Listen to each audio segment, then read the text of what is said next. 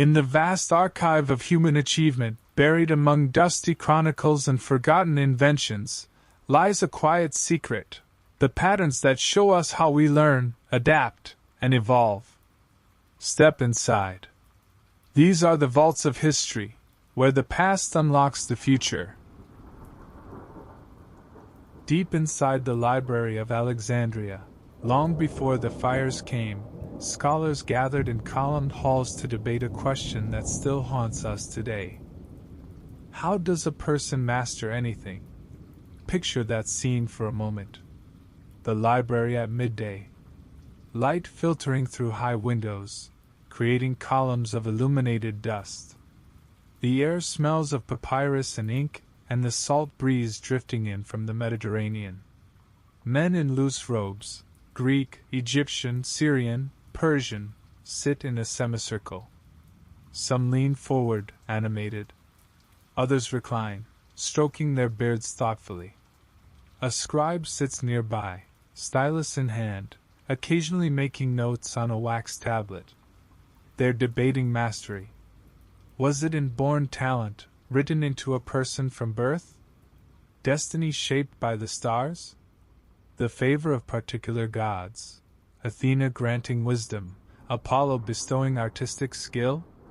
Or was it something else, something more democratic? A method, a repeatable structure, a hidden algorithm that anyone could learn if they understood its principles. They had examples to draw from. Athletes who trained for the Olympic Games, their bodies transforming through years of practice. Sculptors who went from apprentices to masters. Mathematicians who unraveled problems that had stumped previous generations. Orators who could move crowds with nothing but words. What separated those who achieved mastery from those who spent years trying and never quite arrived? The debate went on for hours. Then days. Then years, passed down through generations of scholars. They never settled it. The library burned, slowly, over time, in several fires rather than one dramatic conflagration. Empires rose and fell. Languages changed. But the question survived, passed from culture to culture like a flame handed between torches. Centuries later, medieval monks in cold scriptoriums copied texts asking the same question. Renaissance thinkers debated it in academies across Europe. Enlightenment philosophers explored it through new lenses. And now, thousands of years later, we're still asking it. In different languages, different contexts, wrapped in different terminology, but asking fundamentally the same thing. How do some people learn so much faster than others? Why do certain individuals achieve in months what takes others years? Is there a secret? A pattern? A method we're all missing? Tonight, we follow that question through time. From ancient warriors drilling in desert courtyards to medieval monks copying manuscripts in stone abbeys. From Renaissance polymaths dissecting the world to understand it, to modern neuroscientists watching brains light up in real time. All of them converging, often without knowing it, on the same principles. The same patterns. The same blueprint. This isn't motivation. This isn't theory wrapped in inspiration and sold as transformation. This is the system people have actually used for thousands of years to learn skills faster than anyone thought possible, even when they didn't realize they were using a system at all. By the time you drift off tonight, you'll understand it. The whole architecture of rapid learning, laid out clearly, built from 10,000 years of human experience. And tomorrow, if you want, you can use it. Let's begin where all human learning began, in desperation. Human learning didn't start in classrooms or workshops or guilds. It started in survival. Go back with me. Way back. 50,000 years, give or take. Before agriculture. Before cities. Before written language or complex tools. Picture a small band of early humans, maybe 10 or 12 people, moving through a landscape that's trying to kill them. They've been tracking a wounded animal for hours. An antelope, perhaps, or something larger. One of their hunters managed to hit it with a spear, but not fatally. The animal fled, bleeding but still strong enough to stay ahead. The sun is dropping now. Long shadows stretch across the savannah. They're tired. Hungry. The children back at camp are hungry. These hunters have maybe 2 hours of light left to read disturbed earth, interpret blood trails, predict the animal's behavior based on its species and injury, adjust their tactics based on terrain, improvise new tools from whatever materials they find, and coordinate their actions without language sophisticated enough to describe complex plans. Learning fast wasn't optional. It wasn't a competitive advantage. It was the absolute minimum requirement for survival. The difference between eating and starving. Between living another day and becoming something else's meal. Now consider the broader context. The world these people inhabited was relentlessly unstable. Weather patterns shifted with seasons. Terrain changed. Rivers flooded, dried up, changed course. Plant life grew and withered. Prey animals adapted their behavior, learning which areas were dangerous, which water sources were safe. Predators learned new hunting strategies. Nothing stayed the same. Nothing could be assumed. And humans, physically weak compared to most predators, slower than most prey, lacking claws or fangs or armor, survived by learning faster than anything else could adapt.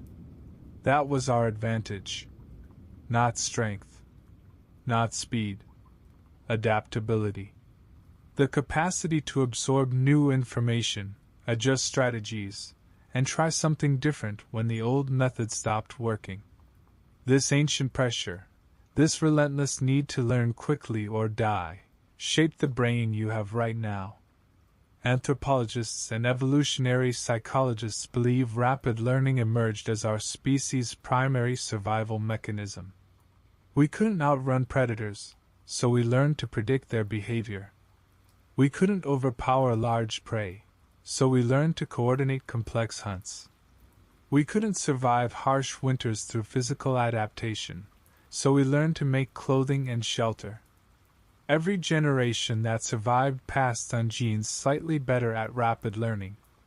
Over thousands of generations, this selection pressure created a brain optimized for one thing above all else: absorbing useful information fast. And here's what's remarkable: that brain is still with you. Modern neuroscience confirms something extraordinary.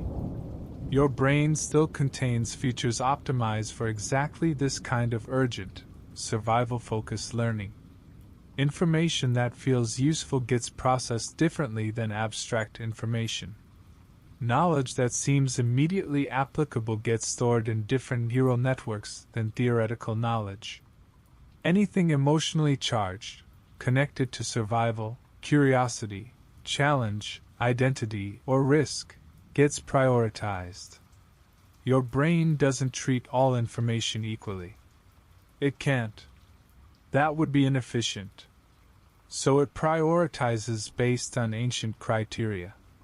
Does this help me survive? Does this help me thrive? Does this connect to something I care about? Does this challenge me in ways that feel meaningful? If the answer is yes, your brain allocates more resources. Processing becomes deeper. Memory formation becomes stronger. Learning accelerates. This is the first key, and it's been true for 100,000 years. Emotion ignites learning. Purpose accelerates it. The ancient hunters learned fast because every piece of information mattered desperately. The footprint in the mud meant food or hunger. The broken branch meant they were close or heading the wrong direction. The smell on the wind meant rain was coming, and they needed to act now. Nothing was abstract. Everything was urgent. Modern students often struggle because learning feels disconnected from anything that matters. Math problems that have no purpose. Historical dates with no relevance. Science divorced from wonder. But when learning connects to something you care about, when it feels real, purposeful, alive, your brain responds the way it did 50,000 years ago. It opens. It focuses. It processes deeply. Fast learning isn't a modern hack discovered by productivity experts. It's your birthright, an ancient capacity you inherited from people who had no choice but to master it. The challenge is reawakening it in a world where most learning feels safe, abstract, and disconnected from survival. But the capacity is still there, waiting. Let's look at how different cultures, separated by thousands of miles and hundreds of years, independently discovered similar methods for accelerated learning. What's remarkable isn't that these methods worked.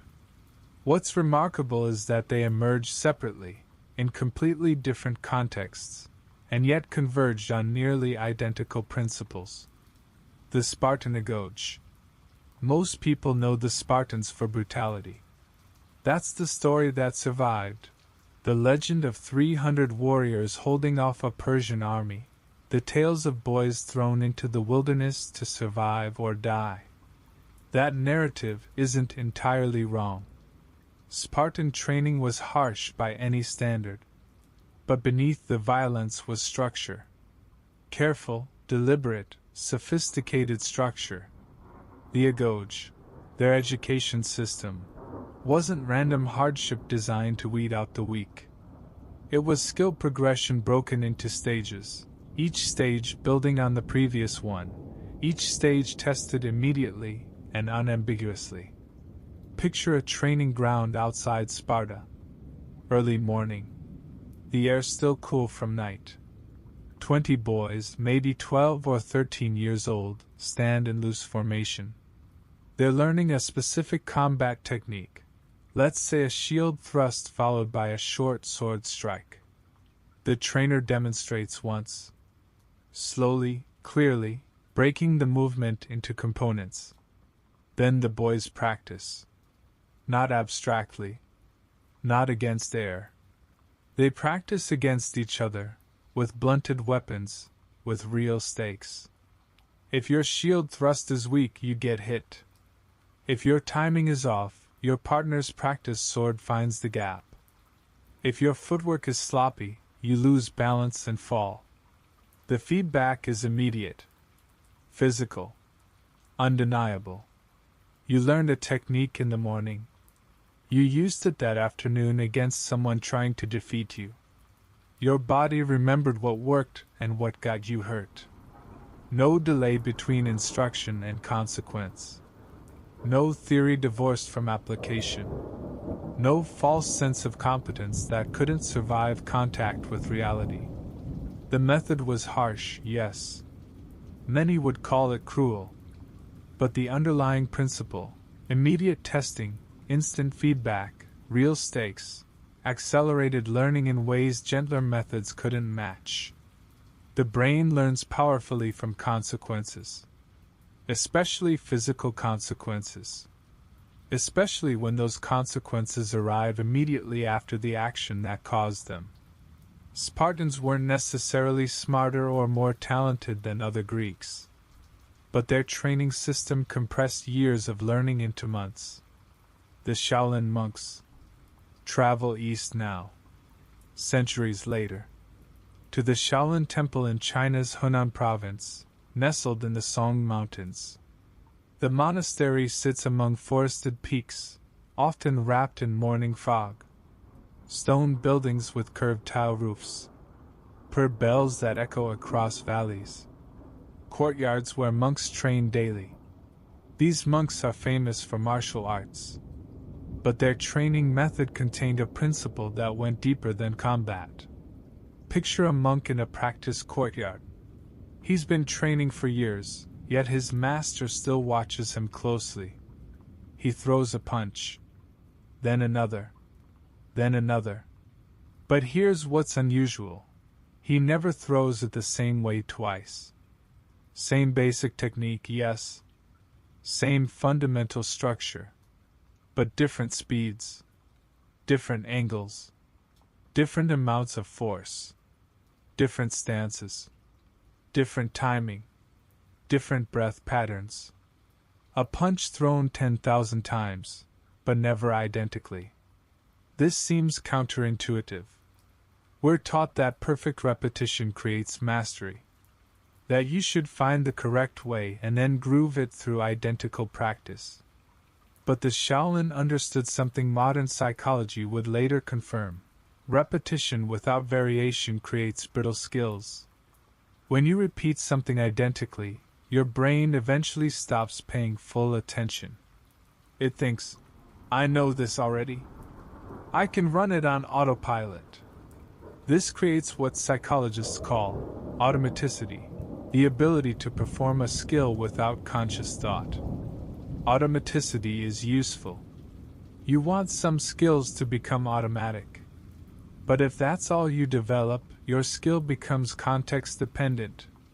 You can perform perfectly in practice but collapse under pressure because real situations always differ from training. The Shaolin's variation principle prevented this. By changing variables constantly, they forced the brain to stay engaged, to continue processing actively, to build flexible, adaptable patterns instead of rigid, fragile ones. A Shaolin martial artist didn't just learn to punch correctly. He learned to punch effectively under any condition, tired or fresh, injured or healthy, on stable ground or unstable, against expected opponents or unexpected ones. The variation convinced his brain that the skill had to work flexibly, in the real messy world, not just in controlled practice. Modern motor learning research confirms this completely. Studies on athletes, musicians, and surgeons all show the same thing. Practice with variation produces more adaptable, durable skills than practice without variation. The Shaolin knew this centuries before the first psychology lab existed. The Renaissance polymaths. Jump forward to 15th century Italy. The Renaissance in full bloom. Florence, maybe, or Milan. Leonardo da Vinci sits in his workshop. It's evening. Candles burn on his desk. Around him, sketches, anatomical drawings, mechanical models, half-finished paintings, pages of notes and his distinctive mirror writing. He's studying human anatomy, but not the way medical students did in universities. University anatomy was abstract, theoretical, based on ancient texts that might or might not be accurate. Students memorized classifications without understanding structure. They learned names without grasping function. Da Vinci approached it differently, through dissection. Not metaphorical dissection. Actual dissection of cadavers, which he acquired through questionable means and studied by candlelight in conditions most people would find disturbing. But his dissection went deeper than just cutting into bodies. He dissected understanding itself. He didn't try to learn anatomy, too big, too vague, too overwhelming. He studied bones first. Just bones. Their shapes, their connections, their weight distribution, their growth patterns. He drew them from multiple angles. He measured them. He compared them to architectural structures to understand load-bearing principles. Only after he understood bones did he move to joints. How bones articulated. What movements they allowed. What they prevented. The geometry of rotation and extension. Then muscles. How they attached to bones. How they contracted and relaxed. How they worked in pairs, one contracting while its opposite lengthened. The relationship between muscle length and force generation. Then proportions. Mathematical ratios. the relationship between different body parts, how these proportions changed from infancy to adulthood, from person to person, then movement, how all the previous components came together in action, how a shoulder throw in combat required specific timing of multiple muscle groups, how a painter's hand achieved fine control, each component mastered separately, then recombined into integrated understanding. This modular approach, breaking complex skills into tiny pieces, mastering each piece in isolation, then reconnecting them into a coherent whole, appears again and again throughout history. Not because it's the only way to learn, but because it's the most efficient way when you're trying to truly master something complex. Da Vinci applied this method to everything: painting, engineering, mathematics, anatomy, military strategy, architecture. He wasn't born a genius, though he was clearly intelligent. He became a polymath by using a method that allowed him to master complex domains faster than people who tried to learn everything at once. The modular principle: big skills are just small skills stacked precisely. The naval navigators. One more example, from a different domain entirely. The age of exploration. European ships venturing into waters no one had mapped, crossing oceans where a navigational error meant vanishing without trace. The navigators who kept these ships from sailing off into oblivion relied on techniques that sound almost supernatural to modern ears. They memorized star positions, hundreds of them. Not just names, exact positions relative to each other, how they moved through the night sky, how they changed with seasons, how their positions differed at various latitudes. They memorized ocean currents, where they flowed, how fast, how they changed with seasons and weather, how to detect them without instruments. They memorized coastlines they'd never seen, based on descriptions from other sailors. The shape of a harbor, the color of cliffs, the smell of particular shorelines, the pattern of bird flights near land. How did they remember all this? Through what modern psychologists call mnemonic palaces, elaborate mental structures where every piece of information had a specific location. A navigator might imagine a vast building in his mind. Each room represented a different ocean region. Within each room, objects represented specific information. A golden compass on a table meant a current flowing northeast. A red banner on the wall meant dangerous rocks near shore. These mental architectures weren't just memory tricks. They were sophisticated information systems, built from spatial and visual memory, which the brain processes more powerfully than abstract facts.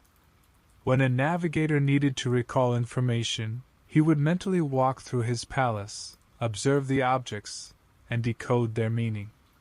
This technique worked because it leveraged how memory actually functions. The brain doesn't store information like a computer hard drive. It reconstructs memories from distributed patterns of activation. Anything connected to vivid imagery, spatial relationships, or emotional significance gets reconstructed more reliably. The navigators understood this intuitively. They built their knowledge on the foundation of spatial memory, one of the oldest, most robust memory systems we possess. Across cultures, across centuries, across completely different domains, the pattern repeats. Break skills into components. Train those components intensely. Reconnect them. Apply immediately. Use memory systems aligned with how the brain actually works. These weren't random practices. They were sophisticated methodologies that survived because they worked. Modern brain science emerged in the late 19th and early 20th centuries. Scientists began mapping the brain's structure, identifying different regions, understanding what happened when those regions were damaged. But the real revolution came later, in the past few decades, when technology advanced enough to watch the living brain in action. fMRI machines that show blood flow in real time. PET scans that reveal metabolic activity. EEG that measures electrical patterns. Techniques that let researchers observe the brain learning, changing, adapting moment by moment. Millions of dollars spent. Thousands of studies. Decades of controlled experiments. Peer-reviewed papers filling libraries.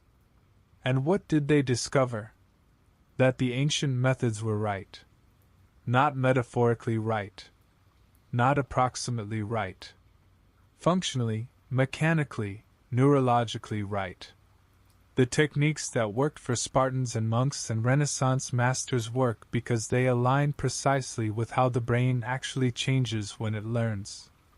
Let's break this down. The mechanisms of learning. Neuroscientists have identified the key mechanisms that drive skill acquisition. Chunking, the brain's tendency to group related information into memorable units. When you first learn a phone number, each digit is separate. With repetition, they become chunks, 3 digits, 4 digits. Easier to hold in working memory. This is Da Vinci's dissection method at the neural level. Break complex information into chunks. Master each chunk. Your brain then treats each chunk as a single unit, freeing up mental resources for higher level processing. Immediate feedback. Rapid error correction. When a neuron fires and the result is successful, the connection strengthens. When it fires and the result is unsuccessful, the connection weakens. But this process requires feedback, some signal telling the brain whether its action was correct. The faster that feedback arrives, the more efficiently learning occurs. This is why the Spartan method worked. Instant physical feedback, you got hit or you didn't, provided clear signals for neural adjustment. Spaced repetition, revisiting information at optimal intervals. The brain doesn't store memories in a single location. It distributes them across networks. Each time you recall information, you reactivate those networks, strengthening the connections. But there's an optimal timing. Too soon, and you're not actually practicing retrieval, you're just reviewing what's still in active memory. Too late, and you've forgotten completely, so you're relearning from scratch rather than strengthening existing memories.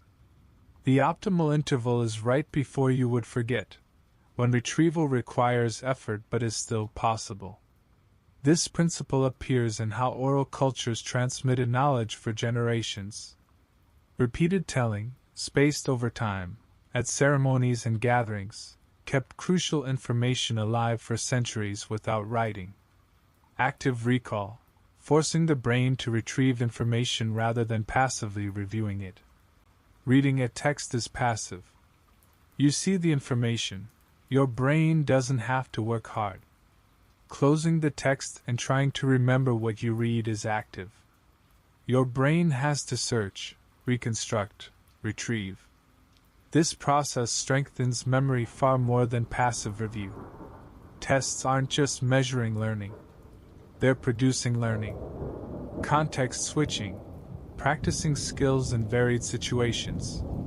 When you learn something in only one context, the memory becomes bound to that context. You perform well in familiar settings but struggle when anything changes. By practicing in varied contexts, different locations, different times, different combinations with other skills, you force the brain to extract the underlying pattern rather than just memorizing surface details. This is the Shaolin variation principle, validated by modern research on motor learning, sports psychology, and surgical training. Deliberate practice, focused training at the edge of current ability. Not just repetition. Not just trying hard. but specifically practicing at the difficulty level where success is possible but not guaranteed, what psychologists call the zone of proximal development. Too easy, and your brain coasts. Too hard, and your brain becomes overwhelmed and shuts down. Right at the edge, challenging but achievable, produces maximum learning. These aren't new discoveries. They're modern names for ancient practices, validated by technology the ancients never imagined. The physical basis of learning. But there's something deeper happening. Learning isn't just abstract information transfer. It's physical change in the brain itself. The brain learns by physically changing. Neurons form new connections, dendrites reaching out to other neurons, synapses forming at contact points. These connections start weak. With repetition, they strengthen. At the same time, myelin, a fatty insulation, wraps around the neural pathways you use most. Myelin makes signals travel faster, like insulating a wire reduces resistance. The more you practice, the thicker the myelin, the faster the signal. This is why skills become automatic with practice. The neural pathway becomes so fast and efficient that you can execute it without conscious thought. This process, neuroplasticity, is how you went from helpless infant to whoever you are now. Your brain constantly rewiring itself based on experience. And neuroplasticity accelerates under specific conditions. When you stretch your current ability without overwhelming it, that zone of proximal development we mentioned. When you experience novelty, new information, new challenges, new contexts. The brain pays more attention to novelty because novel situations might be dangerous or might present opportunity. Either way, they matter. When you enter deep focus, what researchers call opening attentional gates, the brain's filtering mechanisms relax, allowing more information through, processing it more deeply. When you rest strategically, that last one surprises people. We think of learning as active, reading, practicing, studying. But some of the most important learning happens during rest. The third key, the brain upgrades during rest, not practice. The rest principle. When you sleep, your brain isn't shutting down. It's intensely active, performing maintenance functions impossible during waking hours. One crucial function, memory consolidation. During sleep, your brain replays what you learned.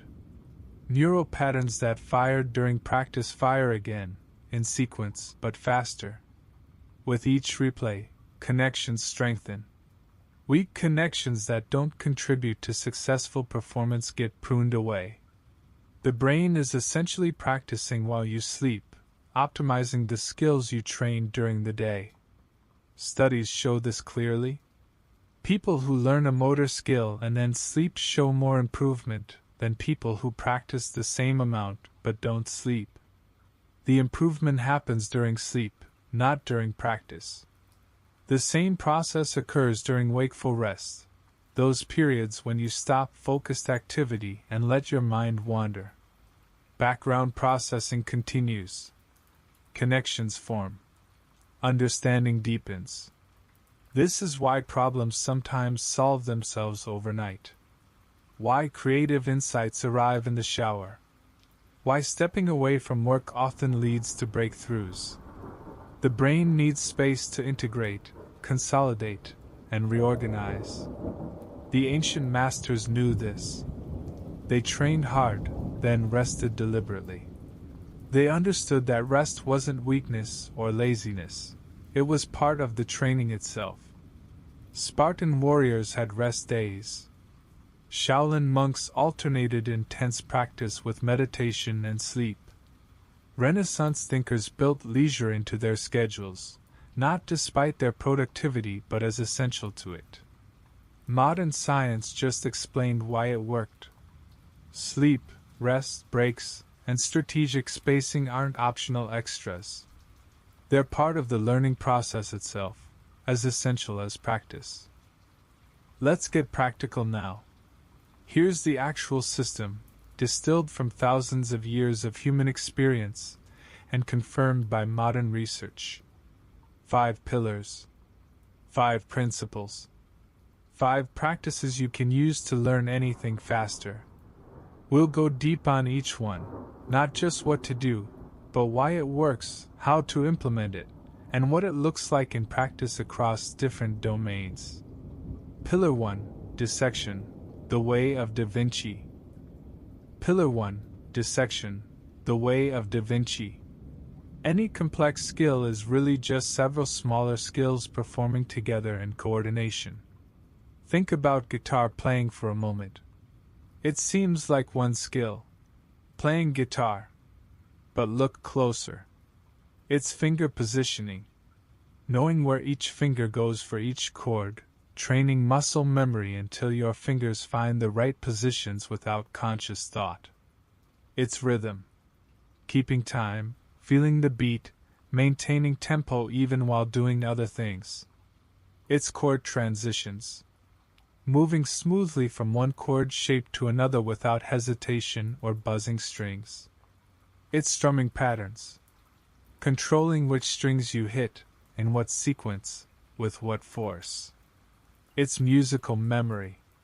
Remembering song structures, chord progressions, when changes happen. It's ear training. Hearing what sounds right, detecting when you're out of tune, understanding harmony. All these micro skills working together create the experience we call playing guitar. Most beginners try to learn everything simultaneously. They practice whole songs, stumbling through, getting a little better at everything but mastering nothing. Progress is slow and frustrating because their attention is divided across all these micro skills. They can't focus deeply on any single component. Da Vinci's method was different: isolate, master, integrate. How to apply dissection. First, list the micro skills. Take the complex skill you want to learn and break it down. Write out every component you can identify. Don't worry about finding the correct breakdown, just list everything that seems like a separate element. Guitar, finger positioning, rhythm, transitions, strumming, memory, ear training, hand independence, fret awareness, proper technique, reading tabs or music, dynamics. Public speaking, vocal projection, pace, pause placement, body language, eye contact, content structure, emotional authenticity, audience reading, anxiety management, storytelling, argumentation. Cooking, knife skills, heat control, timing multiple dishes, flavor balance, ingredient knowledge, recipe reading, improvisation, plating, kitchen organization. Break it down. All the way down. Second, identify the bottleneck. Which micro skill, if mastered, would improve everything else? Which one is currently holding you back most? For guitar, it's often chord transitions.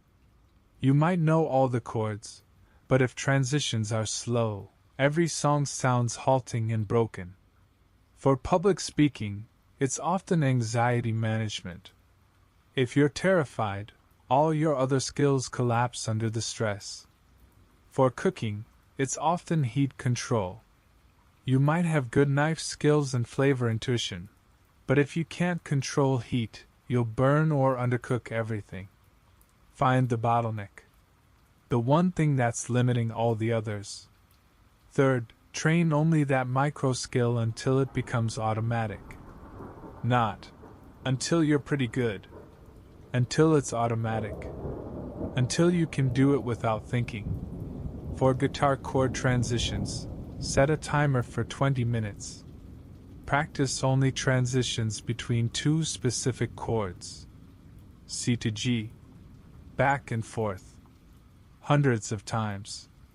Until your fingers find the shape without hesitation. Don't practice songs. Don't practice anything else. Just that one transition until it's effortless. Then the next transition. Then the next. Your fingers build muscle memory. Your brain automates the pattern. Within weeks, you're playing smoothly while others who've practiced whole songs are still struggling. For public speaking anxiety, don't practice whole speeches while terrified. Isolate the anxiety component. Practice speaking in low-stakes situations. Record yourself alone. Speak to small groups of friends. Gradually increase the challenge level. Or learn anxiety management techniques separately.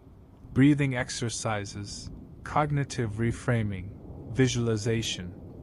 Master those tools until they're automatic, available to you under stress. Then integrate them into speaking. Fourth, integrate and move to the next bottleneck. Once that micro skill is automatic, you'll notice improvement across the board. Chord transitions are smooth now, so songs start sounding musical. Anxiety is managed, so your other speaking skills finally have room to operate. Now identify the next bottleneck. The next limiting factor. Maybe it's rhythm for guitar. Maybe it's content structure for speaking. Repeat the process. Isolate. Master. Integrate. Why dissection works. The brain can't consciously track too many things simultaneously. Working memory holds roughly 4 to 7 chunks of information at once. When you try to learn a complex skill all at once, you overwhelm working memory. Nothing gets processed deeply. Nothing reaches the level of mastery. But when you isolate one component, you free up mental resources. You can focus completely on that one thing. Process it deeply. Repeat it enough times for neural pathways to form and strengthen. Once it's automatic, stored in procedural memory, executable without conscious thought, it no longer takes up working memory space. It runs in the background. Now you have mental resources available for the next component. Dissection works because it respects the brain's processing limitations while maximizing the depth of learning for each component. It's slower initially. You're not practicing the whole skill right away. But you're building automatic components that, once integrated, produce mastery far faster than practicing everything poorly. Da Vinci mastered domains that would take others a lifetime because he understood this principle deeply. He didn't try to learn anatomy all at once. He systematically mastered every component, then assembled them into complete understanding. You can do the same with any skill you choose to pursue. Pillar 2, Immersion, the Spartan model. Spartans didn't train casually for hours. They didn't practice while distracted or half-focused. They trained intensely in concentrated bursts. Complete immersion. Then rest. Then another burst. This pattern wasn't arbitrary. It reflected something deep about how attention and learning interact. What immersion does to the brain. When you're fully immersed, no distractions, no multitasking, complete focus on a single task, your brain treats the situation as important. It allocates more resources. Attention gates open wider. Processing becomes deeper. Memory formation becomes stronger. The brain evolved in an environment where complete focus usually meant life or death situations. Hunting. Being hunted. Navigating dangerous terrain. Crucial social interactions.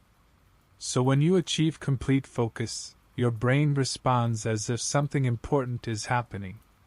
It prioritizes that information. Modern research on deep work and flow states confirms this.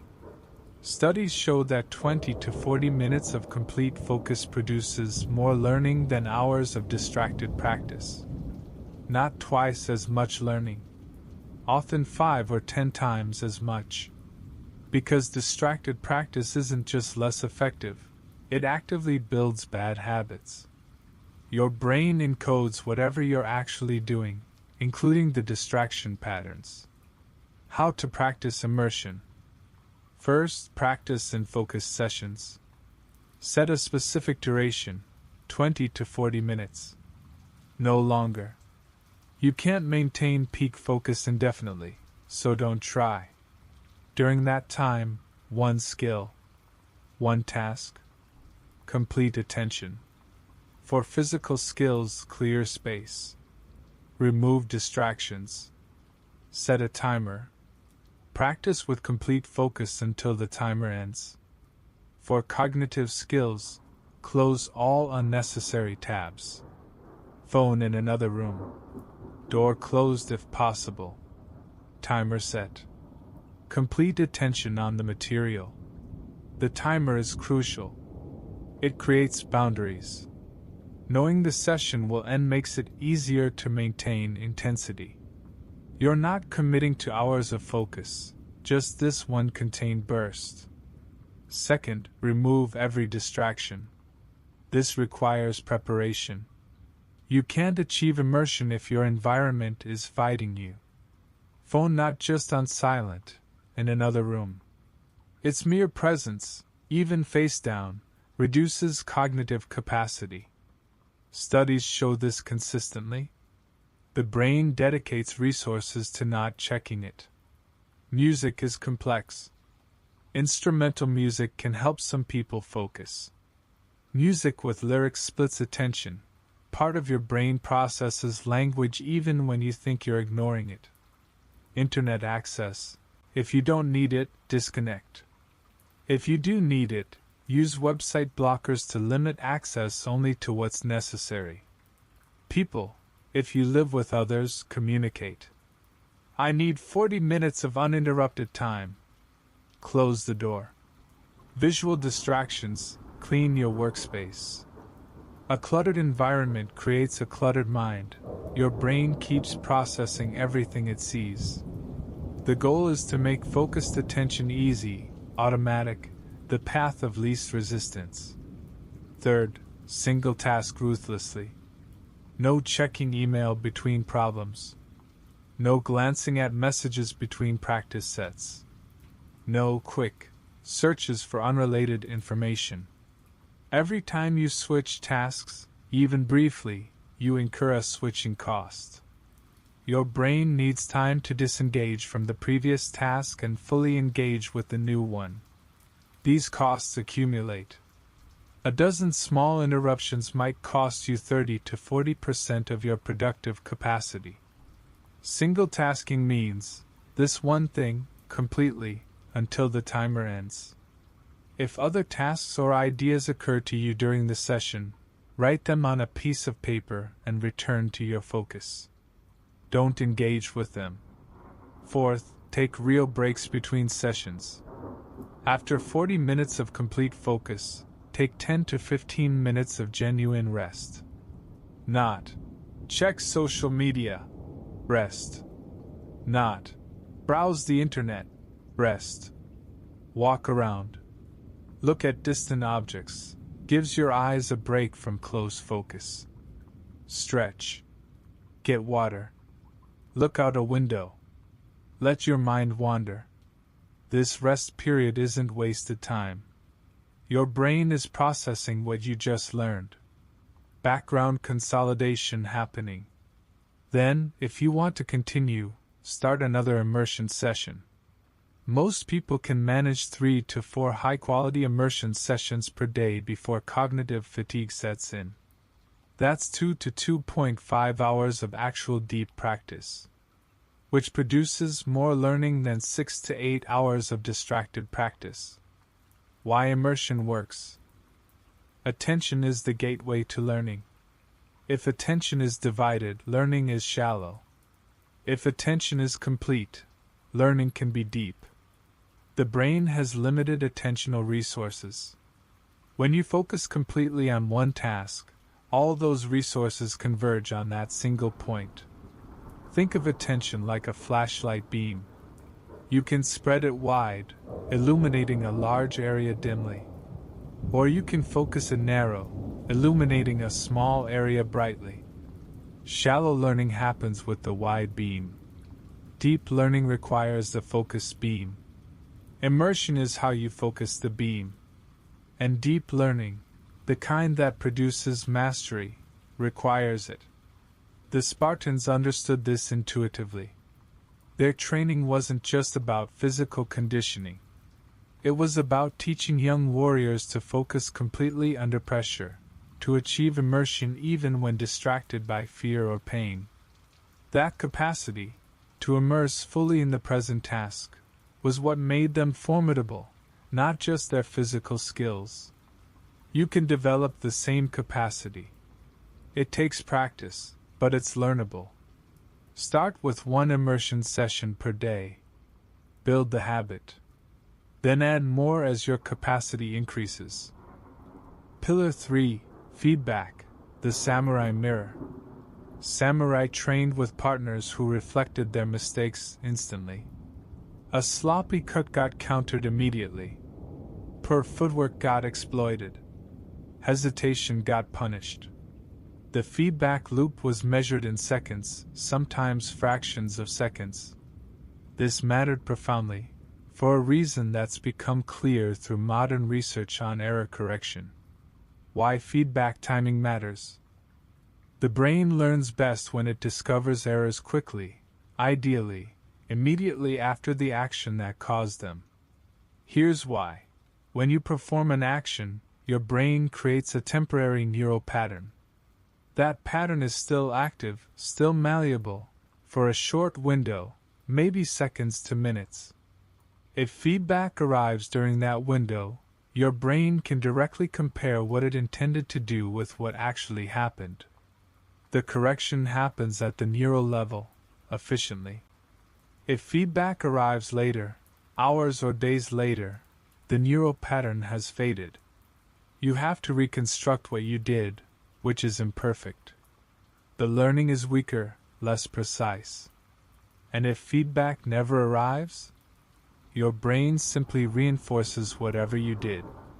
Good or bad, correct or incorrect, it all gets encoded equally. This is why practicing without feedback often makes people worse, not better.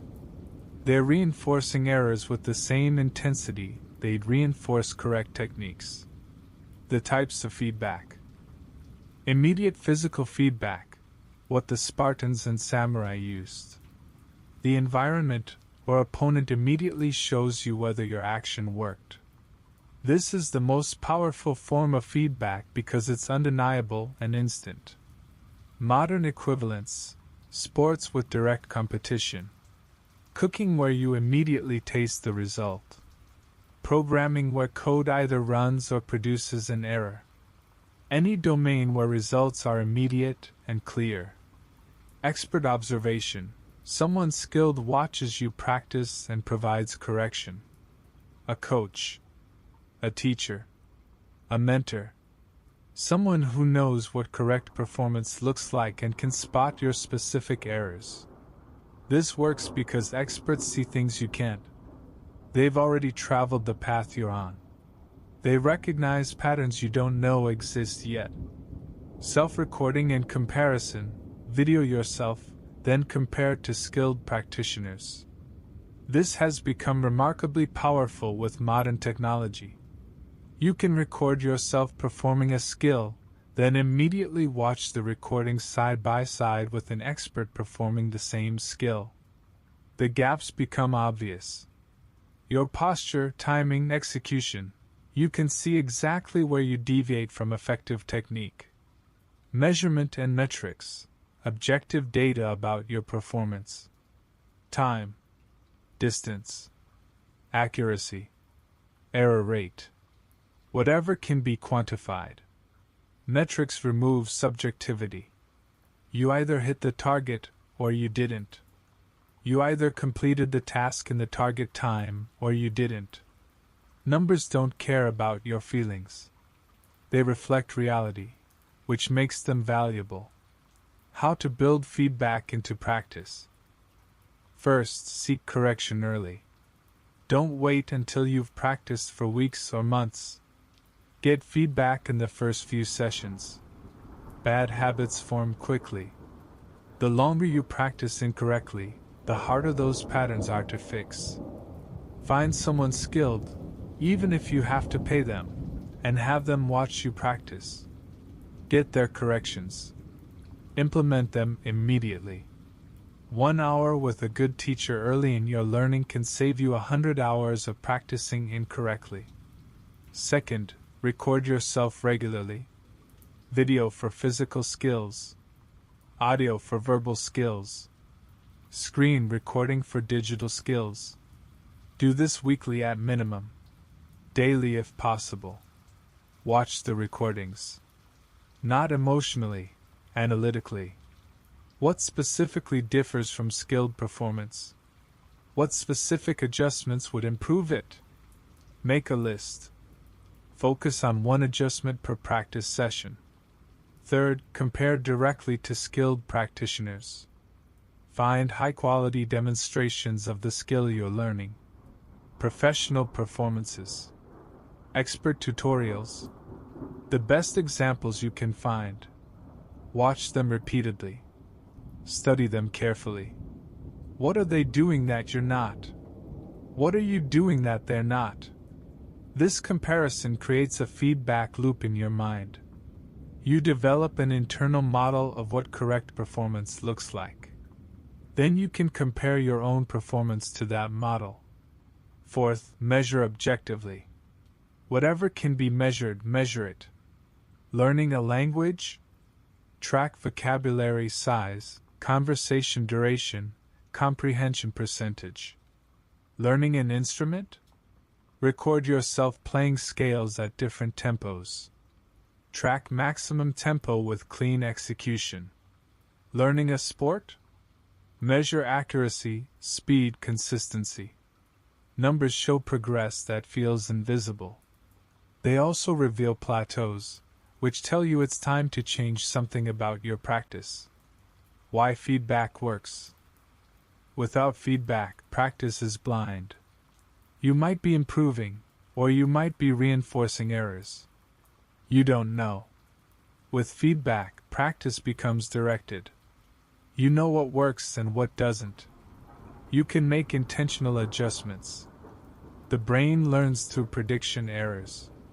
It predicts an outcome, acts, then compares the actual outcome to the prediction. The difference, the error, drives learning. Feedback provides that error signal clearly and quickly.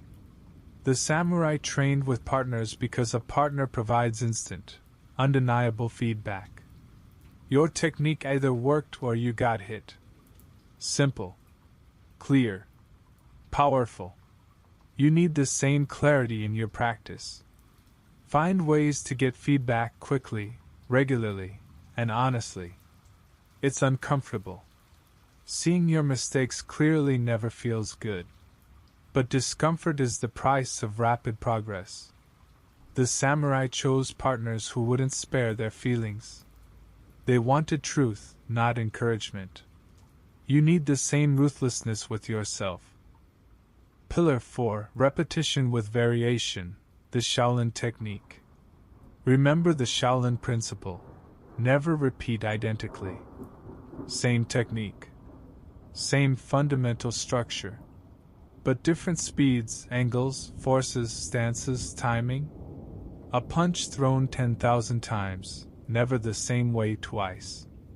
This seems counterintuitive. Conventional wisdom says perfect repetition creates perfect performance. Find the one correct way and groove it through identical practice.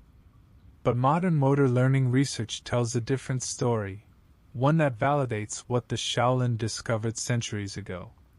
The problem with identical repetition. When you repeat something identically, you create what psychologists call context-dependent learning. Your skill becomes tied to the specific conditions under which you practiced. Same location. Same time of day. Same warm-up. Same mental state. Same everything. In those conditions, you perform well. You've grooved a neural pathway that works perfectly in that context. But when conditions change, and they always change, performance collapses. The athlete who practiced only in perfect weather struggles in wind and rain. The musician who practiced only at home falters on stage. The speaker who rehearsed only alone freezes in front of an audience. Their skills weren't truly mastered. They were memorized for specific contexts. What variation does? Variation forces your brain to extract underlying patterns instead of memorizing surface details. When you practice the same technique under varied conditions, your brain can't rely on context. It has to identify what actually matters, the fundamental principle that works regardless of circumstances. This creates flexible, adaptable skills. Skills that work in the real messy world, not just in controlled practice. Studies on athletes confirm this. Those who practice with variation show better skill transfer and more robust performance under pressure than those who practice identically. The same pattern appears in music, in surgery, in language learning, in every domain researchers have studied. How to practice with variation. First, vary the speed. For physical skills, practice slowly for precision.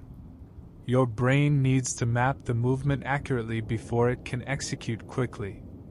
Then practice at medium speed. Then fast. Then very fast, beyond your current comfort level. Speed variation trains different aspects. Slow practice builds precision. Fast practice builds automaticity.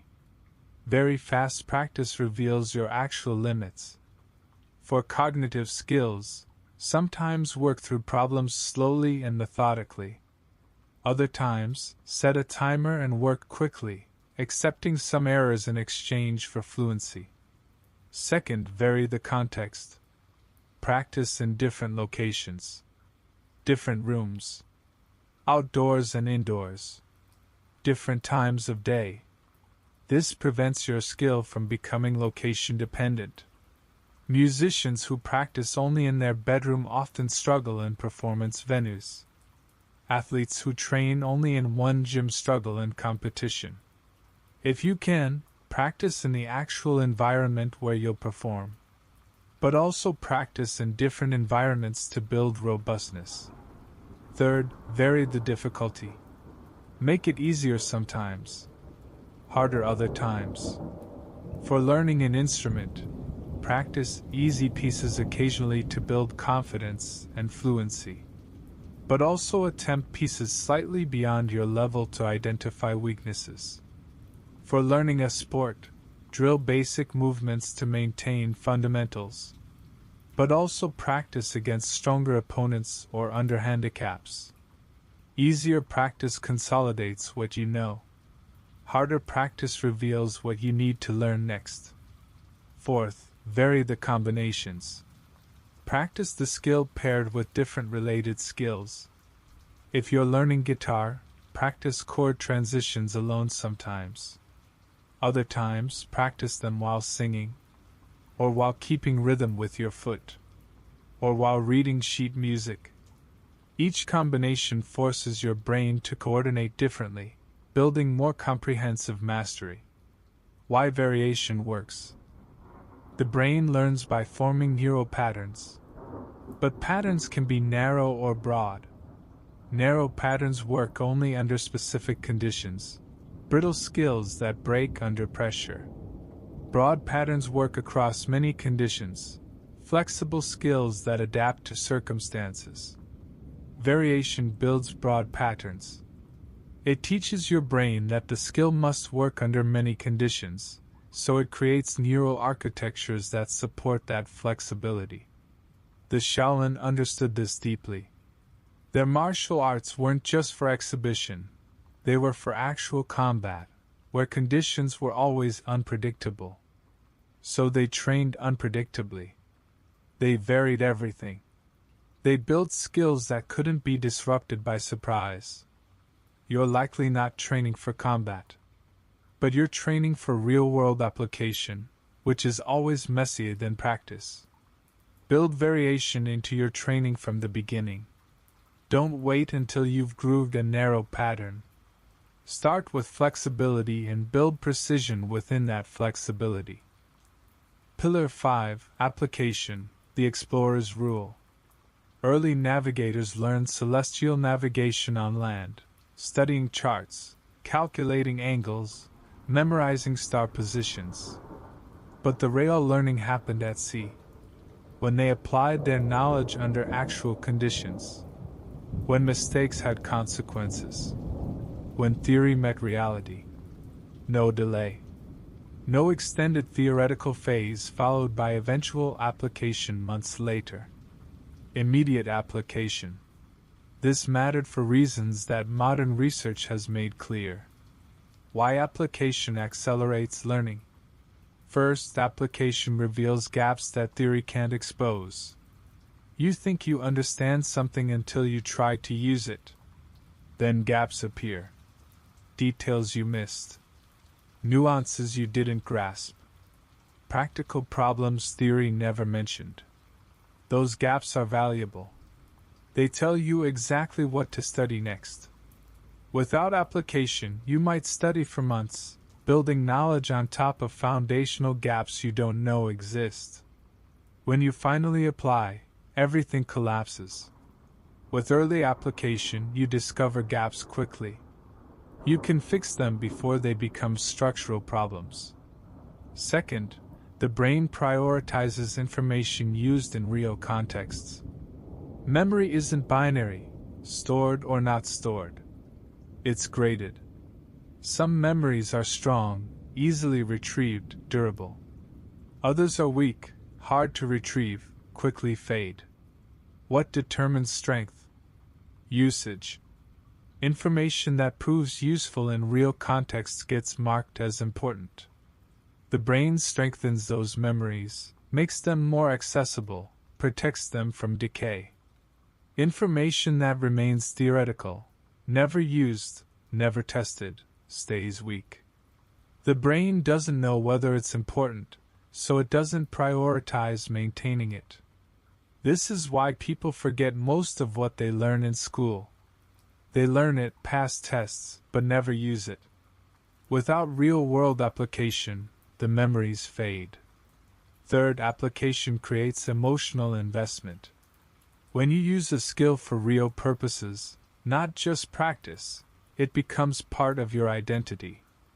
You're not just learning guitar. You're a guitarist who plays songs. Not just learning to code. A coder who builds things. That identity shift matters. It changes your relationship with the skill from external, something I'm studying, to internal, something I am. And the brain learns more powerfully when learning connects to identity. How to build immediate application. First, use the skill as soon as possible in real situations. Not practice situations. Not simulations. Real contexts with real purposes. Learning a language? Have an actual conversation, however broken, within the first week. Not with a teacher. With a native speaker. About something real. You'll struggle. You'll make mistakes. That's the point. Those mistakes show you exactly what you need to learn next.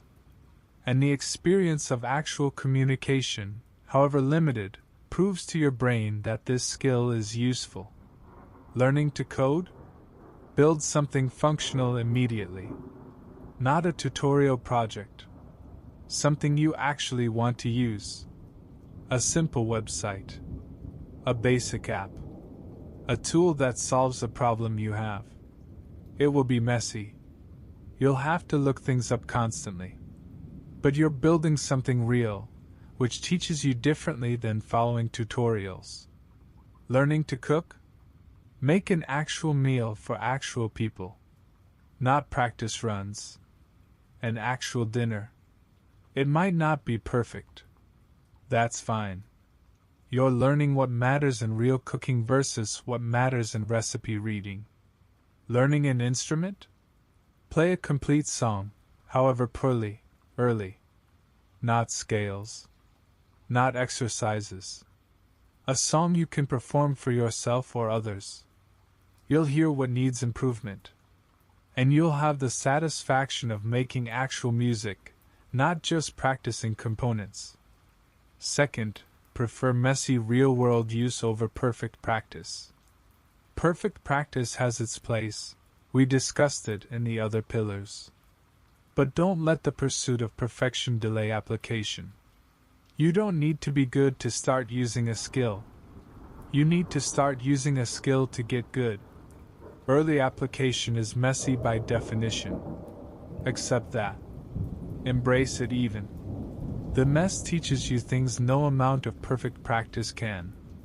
Third, increase the stakes gradually. Start with low-stakes application. Use the skill in private or with supportive people, where mistakes don't matter much. Then gradually increase stakes. More public. More important. More pressure. This builds both skill and confidence progressively. A language learner might start with texting native speakers, then move to video calls, then in-person conversations, then using the language for actual work or travel. Each level reveals new challenges and builds new capacities. Why application works. The brain evolved to learn through doing, not through abstract study. For hundreds of thousands of years, humans learned by attempting things, seeing results, adjusting, attempting again. Study divorced from application is a recent invention, maybe a few thousand years old. Your brain isn't optimized for it. But when you apply what you're learning immediately, you activate ancient learning systems. Systems that have been solving real-world problems for eons. Those systems work powerfully because they have to. In ancestral environments, learning that didn't transfer to real situations got you killed. The explorers learned navigation through application because they had no choice. The ship left port whether they were ready or not. You have a choice. You could study for months before attempting real application. But rapid learning requires the explorer's approach. Use it now, even imperfectly. Let real-world results guide your study. The gap between theory and practice teaches more than either alone. Let's look at how these 5 pillars work together in actual learning scenarios.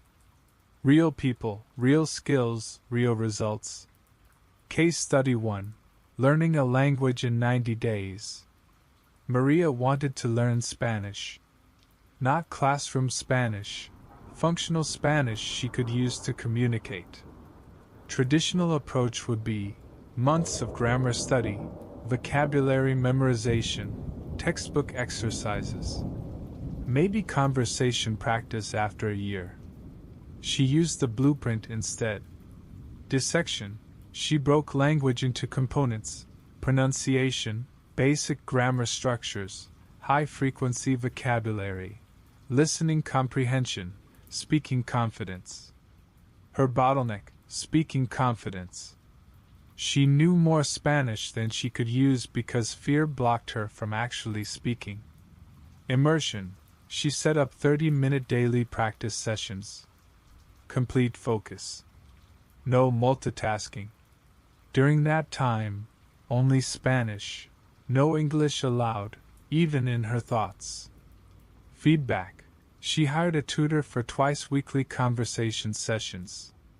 The tutor corrected pronunciation and grammar immediately. Maria also recorded herself speaking and compared to native speakers. Variation. She practiced in different contexts. Sometimes at home. Sometimes at a local Mexican restaurant. Different times of day. Different topics of conversation. Application. From week 1, she used Spanish in real situations. Ordering food. Asking directions. chatting with her Uber driver, messaging Spanish-speaking friends. Messy at first. Lots of mistakes. But real communication, solving real problems. After 90 days, she wasn't fluent. But she could hold conversations, understand most everyday speech, and express herself adequately in common situations. Traditional learners at the same point were still mostly in textbooks. Case Study 2, Adult Learning Piano. David, age 45, wanted to learn piano.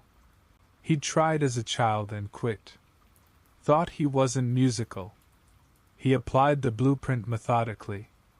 Dissection, he broke piano into finger independence, reading music, rhythm, chord progressions, song memory, expression. His bottleneck, finger independence. His fingers didn't move separately well. So everything else was limited. Immersion, 40-minute morning practice sessions before work. Phone off. Just him and the piano. Complete focus on finger exercises. Feedback. Weekly lessons with a teacher who watched his hand position carefully. He also recorded himself playing and compared to performances he admired. Variation. He practiced pieces at different speeds, different volumes, standing sometimes instead of sitting, different times of day, different emotional approaches to the same piece. Application. From week 2, he played simple songs completely through for his family. Poorly at first, but completely. Real performances, not practice. After 6 months, he could play intermediate pieces competently. After a year, he was performing at a local coffee shop's open mic night. His friends who started traditional lessons at the same time were still working through beginner books, not yet playing complete songs. Case Study 3, Career Transition to Programming. Jennifer, a teacher, wanted to switch careers to software development. She had no technical background. Traditional path, 4-year computer science degree, or 6-month boot camp, or years of self-study. She used the blueprint and made the transition in 9 months. Dissection, she broke programming into basic syntax, logical thinking, debugging, understanding documentation, building interfaces, connecting to databases, version control, testing. Her bottleneck, debugging. She could write code, but when it didn't work, she didn't know how to figure out why. She focused intensely on debugging skills, learning to read error messages, use debugging tools, isolate problems systematically. Immersion, she practiced in 45-minute focus blocks. During work days, early morning and evening. Weekends, multiple blocks with breaks between. During each block, one concept, one problem, complete focus. Feedback.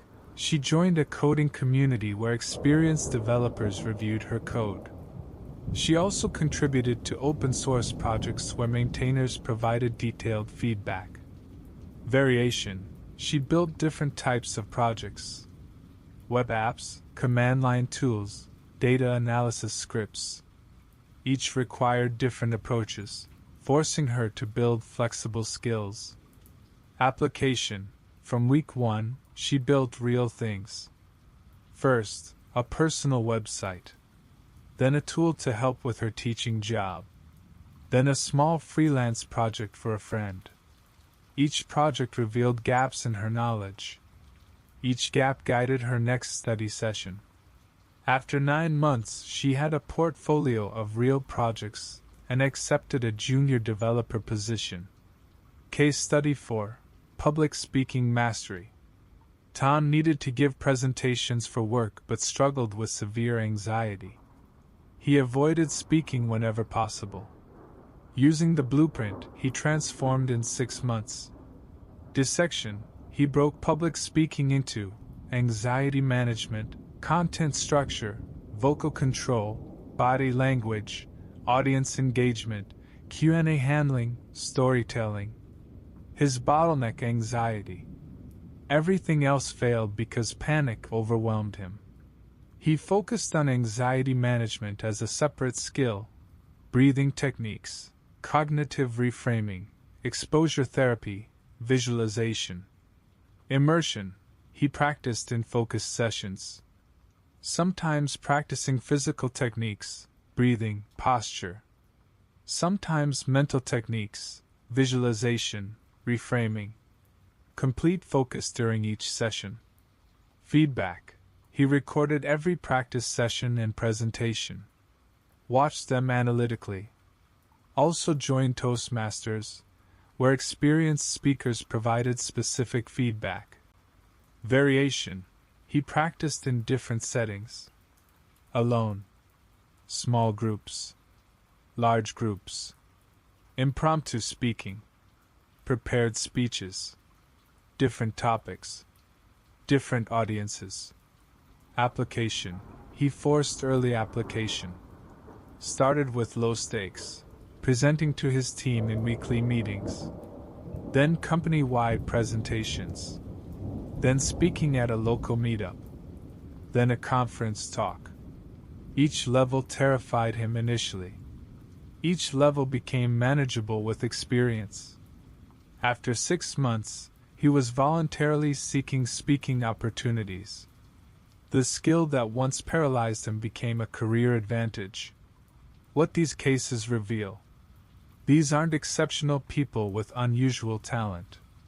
They're ordinary people who applied a systematic method. They all followed the same pattern. Break the skill down. Find the bottleneck. Focus intensely. Get feedback quickly. Practice with variation. Apply immediately. The results weren't magic. They were predictable outcomes of applying principles that have worked for thousands of years. You can replicate these results in your own learning. The blueprint isn't theory, it's method. It works for anyone willing to apply it consistently. Let's compress everything into a practical protocol you can use immediately. A single cycle that demonstrates all 5 pillars working together. This is designed to teach you any discrete skill or sub-skill faster than traditional methods. Not over months, but starting tonight. Hour 1. Strategic dissection. Sit down with paper or a digital document. You're going to map the skill you want to learn. Write the skill at the top. Be specific. Not play guitar, but play 3-chord songs on guitar. Or execute smooth chord transitions. Now break it into components. List every micro skill you can identify. Don't worry about perfect categorization. Just brainstorm everything that seems like a separate element. For each component, rate your current level: beginner, intermediate, or advanced. Look at your list. Which component, if mastered, would unlock the most progress in all the others? That's your bottleneck. That's your target for this cycle. Write that component at the top of a new page. Now break it down further. If your bottleneck is chord transitions on guitar, break that into finger positioning accuracy, movement speed, muscle memory, smooth motion, timing. Choose the most fundamental subcomponent. That's what you'll practice intensely. This whole process should take about 30 minutes. Don't rush it. Clear thinking now saves wasted effort later. Spend the last 30 minutes researching effective practice methods for this specific component. Watch videos of experts. Read about common mistakes. Understand what correct execution looks like. Hours 2 to 4, immersive practice sprints. Now you practice. But not casually. Intensely. First sprint 40 minutes. Set a timer. Remove all distractions.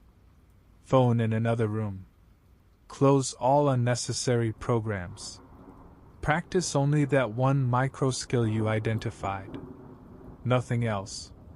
If it's a physical skill, repeat the movements slowly and precisely. Focus on accuracy, not speed.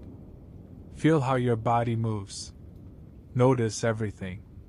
If it's a cognitive skill, work through problems or exercises that target exactly that skill. Don't let your mind wander to related topics. Complete focus. Every time your attention drifts, gently bring it back. When the timer goes off, stop immediately. First break, 15 minutes. Leave your practice space. Walk around. Look at distant objects. Stretch. Get water. Use the bathroom. Don't think about what you just practiced. Let your mind wander. This is processing time. Second sprint, 40 minutes. Reset your environment. Timer set. Distractions removed. Practice the same skill, but introduce slight variation. If you practiced slowly before, try medium speed. If you practiced in one position, try a different position. Still complete focus. Still the same fundamental skill. Just varied execution. Second break, 15 minutes. Same routine. Walk, stretch, rest. Let your brain process. Third sprint, 40 minutes. Last practice session. More variation. Try the skill faster, or in a different context, or combined with one related element. Push yourself slightly beyond comfort. Not so much that technique breaks down, just enough to challenge yourself. Complete focus maintained throughout. Hour 5. Feedback integration. Now you analyze what you just practiced. If possible, you recorded yourself. Watch or listen to the recording. Compare to expert demonstrations. What specific differences do you notice? List them. Which differences matter most? Not every deviation is equally important. Focus on the ones that most impact performance. Choose one specific thing to correct in your next practice session. If you have access to a teacher or mentor, show them your work now. Get their feedback. Ask specific questions. If not, post your work in an online community relevant to the skill. Ask for critique. The key is external perspective. You can't see all your own errors. Hours 6 to 12, strategic rest. Sleep if it's nighttime. If you're doing this during the day, take genuine rest time. This isn't wasted time. This is when your brain consolidates what you learned. During sleep, your brain replays the neural patterns you practiced. Each replay strengthens connections, optimizes pathways, prunes unnecessary elements. You'll actually improve during sleep, not metaphorically, but physically, as your neural architecture reorganizes. If you can't sleep, because you're doing this during the day, take a long break. Do something completely different. Let your mind wander. No studying related to the skill. No thinking about your practice. Complete mental rest. Hour 13. Immediate application. Next morning. When you wake, or after your rest period, apply what you learned in a real task immediately. Not another practice session. Actual use. If you practice chord transitions, play an actual song that uses those transitions. If you practice the coding concept, build something small but functional that uses it. If you practice the language component, have a real conversation that requires it. If you practice public speaking techniques, give a short presentation to someone. Real application. Real stakes, even if small. Real feedback from reality. This proves to your brain that the skill matters. It cements the learning in long-term memory. Repeating the cycle. This single cycle can be completed in 24 hours. But learning doesn't stop there. Next cycle, same process, next bottleneck component. Or same component, next level of difficulty. You can run this cycle daily, or every few days, or weekly. The frequency depends on the skill and your schedule. But the pattern remains the same: dissect, immerse, feedback, vary, apply, rest, repeat. This protocol can teach you complex skills in weeks that traditional methods take months or years to develop. Not because it's magic. Because it's optimized for how the brain actually works, based on thousands of years of trial and error by people who desperately needed to learn fast. You can start tonight. Choose one skill, one component. Run the protocol. See what happens. Technique is critical. But technique alone isn't enough. The mental state you bring to learning determines whether the technical methods work or collapse under stress. Every master we've discussed, Spartan warriors, Shaolin monks, Renaissance polymaths, modern experts, shared psychological traits that enabled their rapid learning. Let's explore the mindset that makes fast learning possible. Curiosity over judgment. When you encounter difficulty, you have a choice in how you interpret it. One interpretation: I'm failing. This means I'm not good at this. Maybe I don't have talent for it. Maybe I should quit. This is judgment. It shuts down learning. Your brain enters defensive mode, protecting your ego rather than absorbing information. Another interpretation: this is difficult. Why? What am I missing? What would happen if I tried it differently? This is curiosity. It keeps learning active. Your brain stays in exploration mode, processing difficulty as information rather than threat. The difference isn't just emotional. It's neurological. When you judge yourself harshly, your brain releases cortisol, the stress hormone. Elevated cortisol impairs memory formation, reduces cognitive flexibility, narrows attention. When you approach difficulty with curiosity, your brain releases dopamine, associated with exploration and reward. Dopamine enhances learning, improves pattern recognition, maintains motivation. Same objective difficulty. Completely different neuroresponse depending on your interpretation. The ancient masters practiced curiosity naturally. When a Spartan warrior got hit during training, he didn't spiral into self-criticism. He adjusted his guard and tried again. When a Shaolin monk's technique lacked power, he didn't question his worthiness.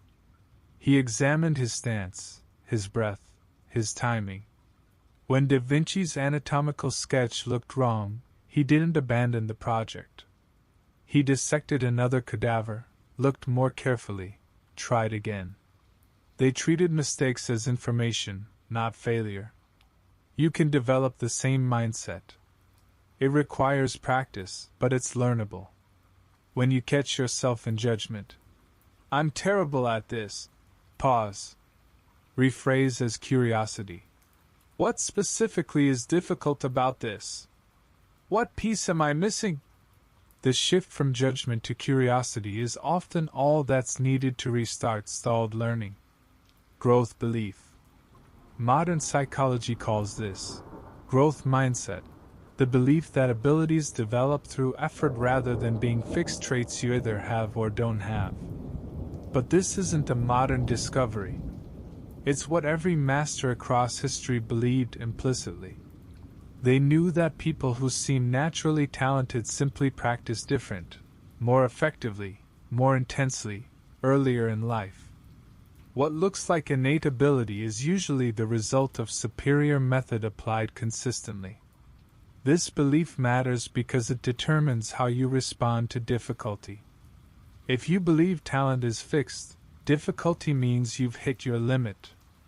There's no point continuing. You either have it or you don't. If you believe ability develops, difficulty means you're at your current edge, the precise place where growth happens. You're not at your limit.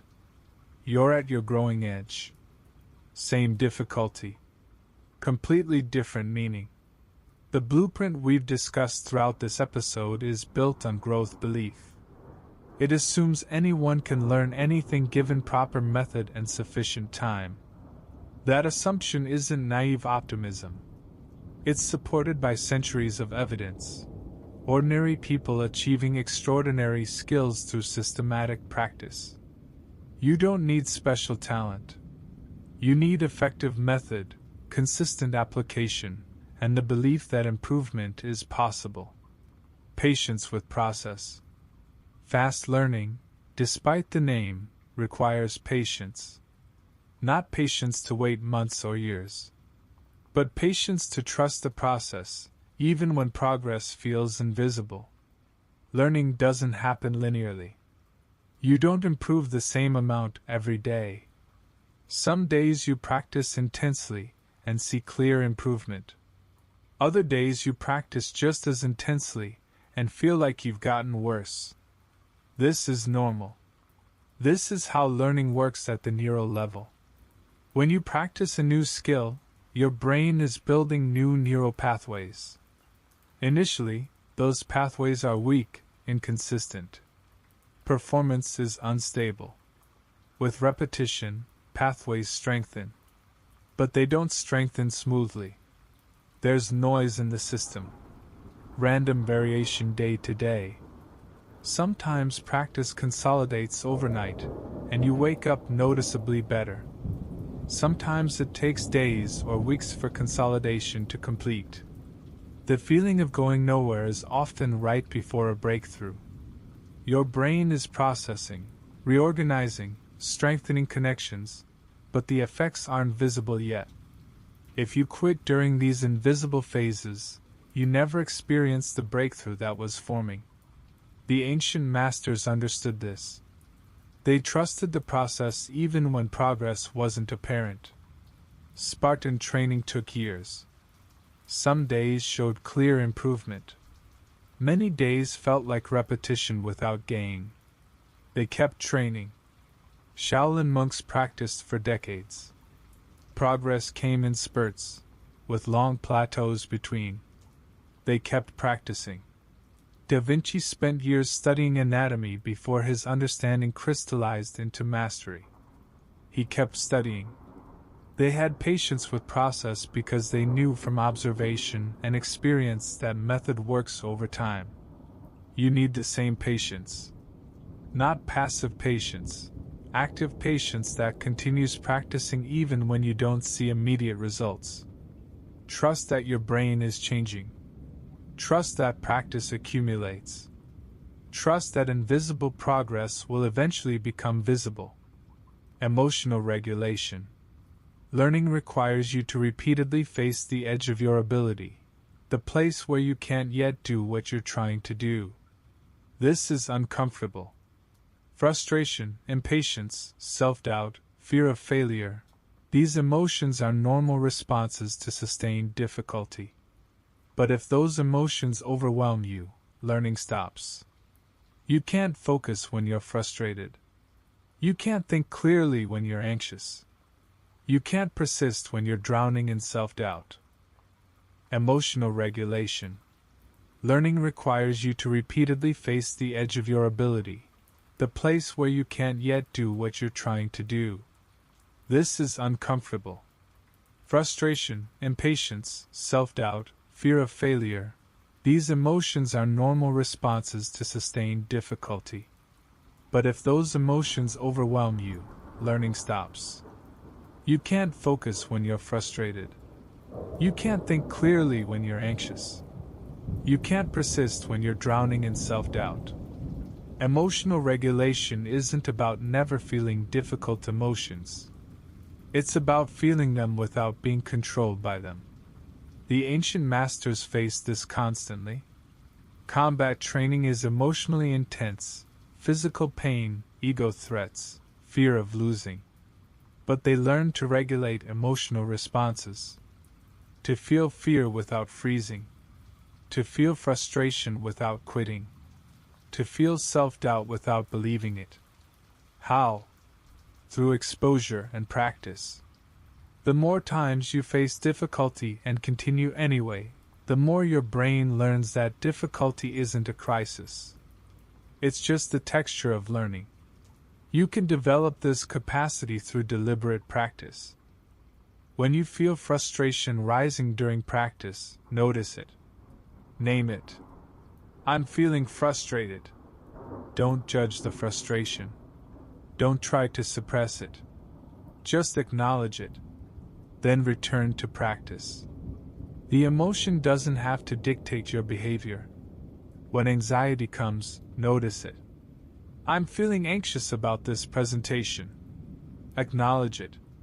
Then prepare anyway. Over time, emotions become less overwhelming. Not because they go away, they don't, but because you learn they're temporary mental weather, not permanent reality. This capacity, to feel difficult emotions while continuing productive action, is what separates people who achieve mastery from people who stay stuck despite having good technique. Technique gets you started. Emotional regulation keeps you going when technique alone would fail. Even with perfect method and the right mindset, obstacles arise. They always do. Learning is difficult, and difficulty generates resistance. Let's look at the most common obstacles people face, and how masters throughout history overcame them. Obstacle 1: the plateau. You practice consistently. You improve steadily. Then suddenly, progress stops. Days pass. Weeks pass. You're practicing just as much, just as focused, but nothing's changing. You're stuck. This is the plateau. Every learner hits them. Multiple times at different stages.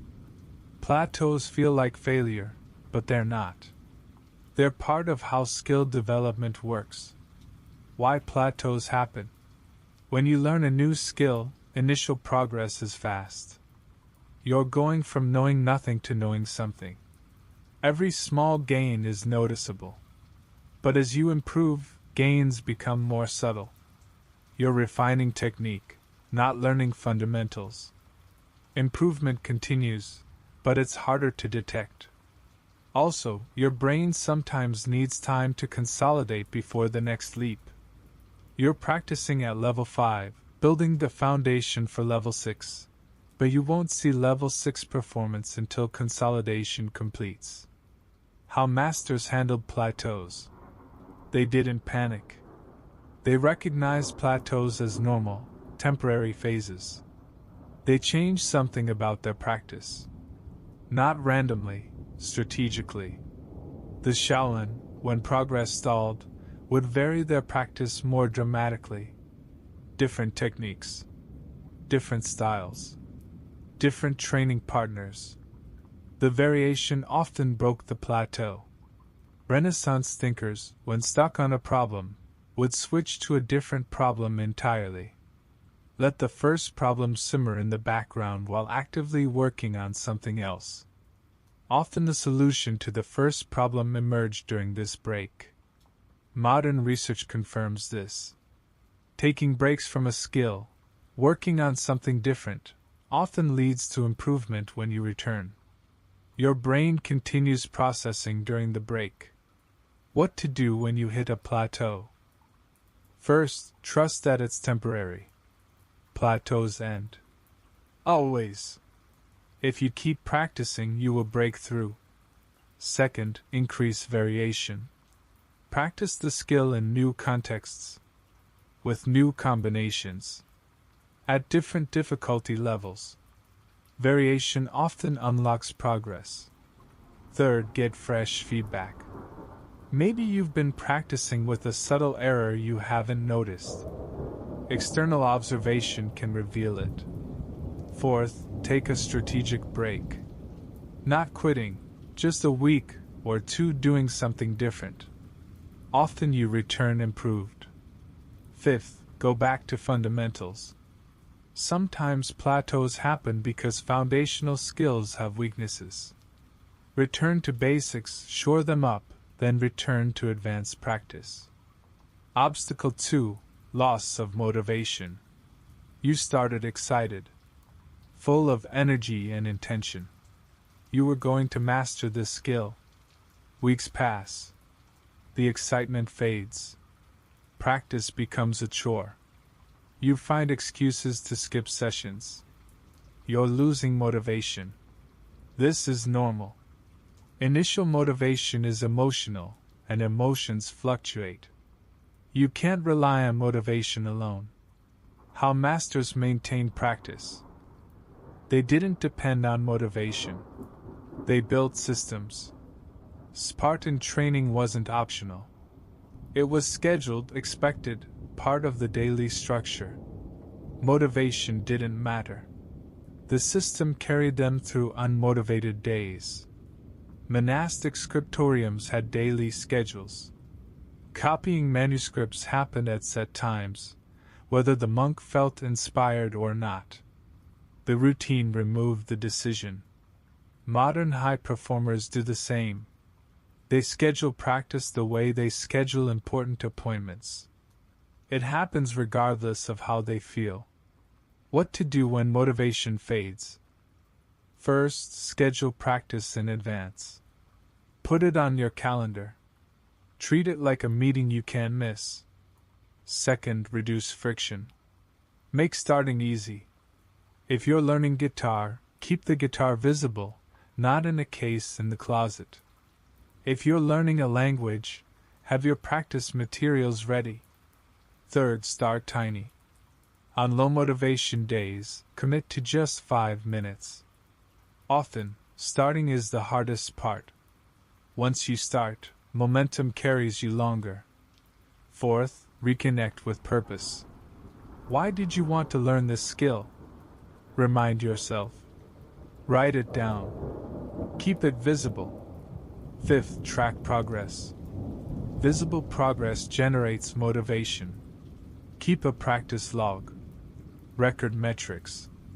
Watching improvement accumulates, creates momentum. Motivation doesn't create practice. Practice creates motivation. Obstacle 3. Overwhelming complexity. You're learning something complex. The more you learn, the more you realize how much more there is to learn. The skill feels impossibly vast. This overwhelm paralyzes. You don't know where to focus. Everything seems equally important. You practice a little of everything and master nothing. How masters handled complexity. They didn't try to learn everything at once. They used strategic dissection, the first pillar we discussed. Da Vinci didn't try to understand the entire human body simultaneously. He focused on one system, mastered it, then moved to the next.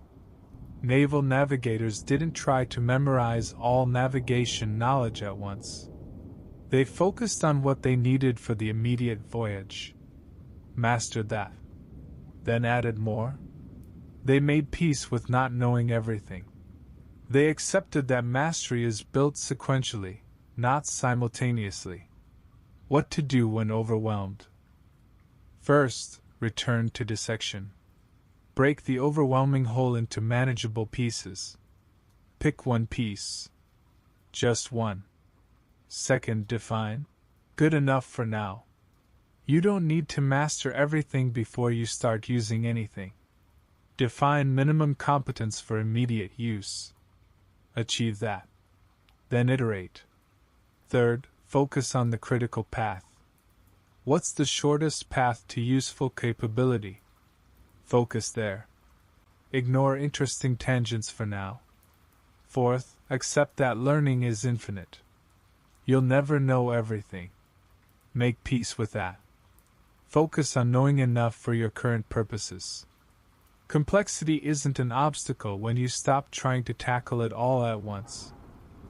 Obstacle 4. Fear of judgment. You're learning something new. You're not good yet. You're afraid others will see your incompetence and judge you. This fear keeps people from seeking feedback, from practicing in public, from applying their skills in real situations. It slows learning dramatically. How masters handled fear. They reframed what judgment meant. Spartan warriors practiced in front of their peers. Every mistake was visible. But that visibility was the point. Maximum feedback, maximum learning. They didn't see judgment as a threat. They saw it as information. Artists throughout history showed early work to mentors, knowing it would be criticized. They sought criticism because it accelerated improvement. They understood that temporary embarrassment was a small price for rapid growth. What to do about fear of judgment? First, remember that everyone was a beginner once. People who judge beginners harshly are revealing their own insecurity, not your inadequacy. Second, seek judgment deliberately. Don't wait for it to happen to you. Actively seek feedback. This transforms judgment from something that happens to you into something you use for you. Third, practice in safe environments first. Build confidence in low-stakes situations before high-stakes ones. But don't avoid stakes entirely. That prevents growth. Fourth, remember that competence is temporary. Today you're incompetent at this skill. 6 months from now, you might be teaching others. The current state isn't permanent. Fear is information, not instruction. It tells you something matters to you. It doesn't tell you to stop. Obstacle 5, inconsistency. You practice intensely for a week. See improvement. Feel great. Then life happens. You miss a day. Then 3 days. Then a week. When you return, you've lost ground. You're frustrated. You practice intensely again, but inconsistently. This cycle of intensity and abandonment is slower than modest consistency. How masters maintain consistency. They practice regularly, not intensely. Monastic scriptoriums copy manuscripts daily. Not huge amounts, just consistent, regular work. Over years, they preserved entire libraries. Athletes train on a schedule. Not maximum intensity every day, that causes injury. But consistent training, with planned rest, over long periods. The masters understood that consistency beats intensity over time. What to do about inconsistency? First, define minimum viable practice. What's the smallest practice session that maintains progress? Maybe 10 minutes. Maybe 20. Define it. Then commit to that minimum daily. On busy days, you do the minimum. On open days, you do more. But the minimum happens regardless. Second, remove decision fatigue. Don't decide each day whether to practice. Decide once, it happens at this time, every day. Then execute the decision. Third, forgive interruptions. Life disrupts plans. When you miss a day, you haven't failed. You've just encountered reality. Resume the next day without guilt or overcorrection. Fourth, track streaks. Some people find this motivating. Calendar with checkmarks for each practice day. Watching the streak grow creates momentum. Small, consistent practice beats large, inconsistent practice. Always. Learning isn't just about acquiring skill in the moment. It's about retaining that skill over time. You can practice intensely and improve dramatically. But if you forget everything a month later, the learning was wasted. Let's explore how memory works and how to make learning stick. How memory forms. When you practice a skill, your brain creates neural patterns. Specific neurons fire in specific sequences. Initially, these patterns are weak.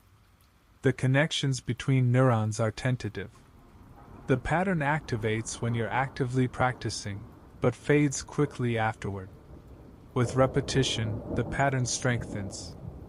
Connections between neurons become more robust. The pattern becomes easier to reactivate. Eventually, the pattern becomes stable, part of your long-term memory. You can stop practicing for weeks or months and still retrieve the skill. But this process isn't automatic. The brain doesn't store everything. It can't. That would be inefficient. So it makes decisions about what to keep. What gets remembered? The brain prioritizes information based on several factors. Emotional significance. Information tied to strong emotions, positive or negative, gets priority. Your brain assumes emotional experiences are important. This is why you remember your first kiss but not what you ate for lunch 2 Tuesdays ago. Repeated exposure. Information you encounter repeatedly gets marked as important. The brain assumes, if this keeps coming up, I should probably remember it. Utility. Information you actually use gets strengthened. The brain tracks what proves useful and prioritizes maintaining those memories. Recency. Recent information is more accessible than old information, unless the old information has been repeatedly reinforced. Distinctiveness. Unusual or novel information stands out. The brain remembers things that differ from the background pattern. Understanding these factors lets you manipulate memory formation deliberately. Techniques for long-term retention. Spaced repetition. Don't practice the same thing daily until you master it, then never return. Instead, practice initially to build the skill, then revisit at increasing intervals. Day 1. Learn the material. Day 2. Review. Day 4. Review. Day 7. Review. Day 14. Review. Day 30. Review. Each review strengthens the memory. The spacing forces your brain to retrieve information that's starting to fade, which strengthens the neural pathway more than reviewing information that's still fresh. This is why cramming for exams works short-term but fails long-term. You're not giving your brain the retrieval practice that builds durable memories. Active recall. Don't just reread notes or rewatch demonstrations. Force yourself to retrieve the information from memory. Close the book. Try to remember what you just read. Put away the video. Try to execute the skill from memory. Retrieval is harder than passive review. That difficulty is productive. Each time you successfully retrieve, the memory strengthens significantly. Students who test themselves regularly learn more than students who spend the same time reviewing notes, even though reviewing feels easier and more pleasant. Interleaving. Don't practice one skill until perfect, then move to the next skill. Instead, mix them. Practice skill A, then skill B, then skill C, then back to A. This feels less efficient. Progress on each individual skill seems slower, but long-term retention is much better. Why? Because interleaving forces your brain to distinguish between skills to retrieve the correct approach for each one. This deeper processing creates more durable memories. Students who interleave different types of math problems outperform students who practice one type until mastery, even though the latter feels more productive. Elaboration. Don't just memorize information. Connect it to things you already know. Explain it in your own words. Generate examples. Ask yourself how it relates to other knowledge. The more connections you build to existing knowledge, the more retrieval paths you create. More paths means easier retrieval, more durable memory. This is why teaching something to someone else is such powerful learning. Teaching forces elaboration, connecting, explaining, generating examples. Sleep. We've mentioned this before, but it's worth emphasizing. Sleep isn't optional for learning. During sleep, your brain replays the day's learning. Each replay strengthens the memory. Additionally, sleep clears out irrelevant information, sharpening the signal. People who learn something and then sleep show better retention than people who learn the same material and stay awake the same number of hours. If you're serious about learning, prioritize sleep. 8 hours is ideal. 7 at minimum. Less than that, and you're significantly impairing memory consolidation. The forgetting curve. Hermann Ebbinghaus, a German psychologist in the late 1800s, studied forgetting systematically. He discovered that forgetting follows a predictable curve. After learning something, you forget rapidly at first, losing perhaps 50% within the first hour. Then forgetting slows. After a few days, the rate levels off. But here's the key: each time you review and relearn, the forgetting curve becomes shallower. You forget more slowly after each review. This is why spaced repetition works. You're reviewing just before you'd forget, which resets the forgetting curve at a shallower angle each time. After enough reviews, the curve is so shallow that information stays accessible for months or years with minimal reinforcement. Practical application. To make your learning stick, schedule reviews. Don't just practice intensely then move on. Build review sessions into your learning plan. Test yourself. Active recall is more effective than passive review, even though it's harder. Mix your practice. Interleave different skills rather than blocking them into separate sessions. Sleep consistently. 7 to 8 hours, especially on nights after intensive learning. Use your learning. Real-world application creates utility signals that mark information as worth keeping. Memory isn't passive storage. It's active reconstruction. The more often you reconstruct a memory, the easier reconstruction becomes. Treat memory formation as a skill itself, one you can practice and improve. There's a common belief that learning ability declines with age. That children are naturally better learners, and adults face inevitable cognitive decline. This is partly true, but mostly misunderstood. Let's explore what actually changes across the lifespan, and what it means for learning. What children do better. Children have certain advantages in learning. Neuroplasticity. Young brains are more plastic. They form new neural connections more easily and eliminate unused connections more readily. This makes children faster at acquiring fundamentals, especially in domains like language where early exposure creates advantages that persist lifelong. Fearlessness. Children aren't afraid of looking foolish. They try things without self-consciousness. This willingness to fail repeatedly accelerates learning. Time. Children's primary job is learning. They have more hours available for practice than adults with work and family obligations. Immersion. Children learn language so effortlessly partly because they're immersed completely. Every interaction is language practice. These are real advantages. But they're not insurmountable. What adults do better. Adults have different advantages. Metacognition. Adults understand how they learn. They can reflect on their practice, identify what's working, adjust strategies. Children learn, but they don't think about learning. Adults can deliberately optimize their learning process. Discipline. Adults can maintain consistent practice even when unmotivated. Children rely on external structure. Prior knowledge. Adults have vast knowledge networks. New learning that connects to existing knowledge is much easier than building knowledge from nothing. Strategic focus. Adults can identify what matters most and focus there. Children often practice everything equally because they can't distinguish importance.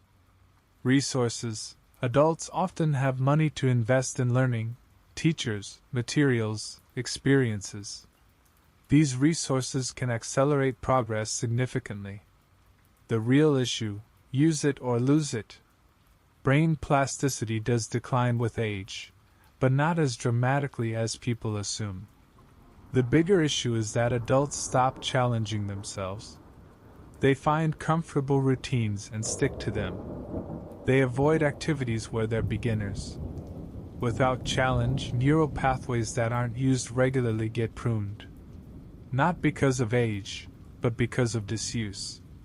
Studies show that adults who regularly engage in learning, mastering new skills, taking up new hobbies, exposing themselves to novel experiences, maintain cognitive abilities that rival much younger people.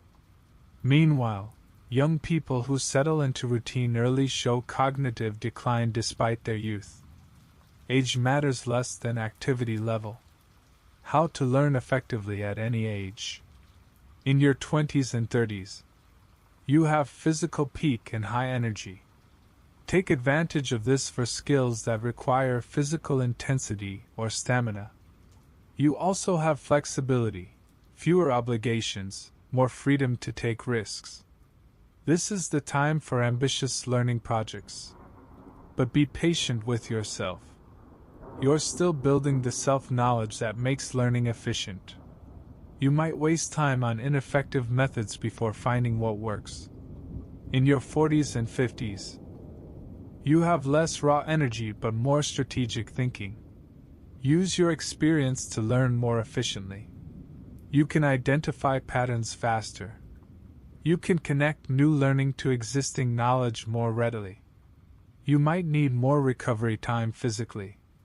Build that into your practice schedule. But don't accept decline as inevitable. Keep challenging yourself with genuinely new skills, not just refinements of existing ones. In your 60s and beyond, prioritize skills that matter to you personally. You have less time to waste on learning things that don't connect to your values or purposes. You might learn somewhat slower than younger people. Accept this without anxiety. Slower learning still produces mastery if you're consistent. You have depth of experience young people can't match. Use it. Connect new learning to your lifetime of accumulated knowledge. Maintain physical health aggressively. It supports cognitive health more than most people realize. The key: never stop. The brain remains plastic throughout life. Not as plastic as childhood, but plastic enough. The adults who learn best aren't the ones who were naturally gifted children. They're the ones who never stopped learning. They keep challenging themselves. They keep practicing beginnership. They stay curious. Neuroplasticity is use-dependent. The more you learn, the better you get at learning. The less you learn, the harder learning becomes. Age is a factor. But mindset and consistency matter more. The blueprint we've discussed works at any age. The principles don't change. You just adjust implementation to match your current capacities and constraints. We've traveled a long way tonight. From the Ice Age hunters who learned tracking in days or starved, to the scholars of Alexandria debating the nature of mastery while copying scrolls under Mediterranean sun, to Spartan warriors drilling until their bodies moved without thought, to Shaolin monks varying every repetition over decades of practice, to Da Vinci dissecting cadavers by candlelight to understand how humans move, to Renaissance navigators building mental palaces to remember the stars, to modern neuroscientists watching brains rewire in real time. The message echoes across 10,000 years. We were built to learn fast. It's what we do. It's what made us human. Our ancestors didn't have comfortable lives with time for leisurely education. They learned under pressure or they died. That pressure created brains optimized for rapid skill acquisition. You inherited that brain. You have that capacity.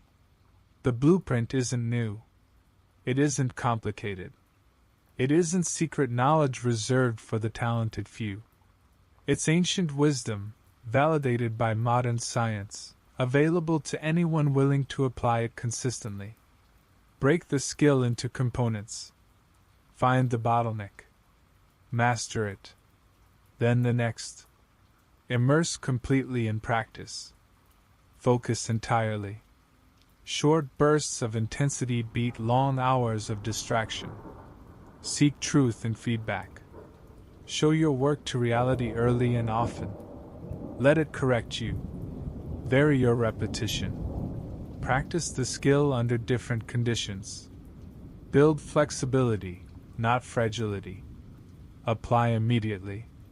Use what you're learning in real situations, not just practice. Let utility cement memory. Rest strategically. Your brain upgrades during rest. Sleep is part of practice, not separate from it. Stay curious. Treat difficulty as information, not judgment. Keep exploring when others would quit. The past has already shown us the way. Generation after generation of humans, facing impossible challenges, learning impossible skills, achieving what previous generations thought impossible. They didn't have special advantages. They had good method, consistent practice, and the belief that improvement was possible.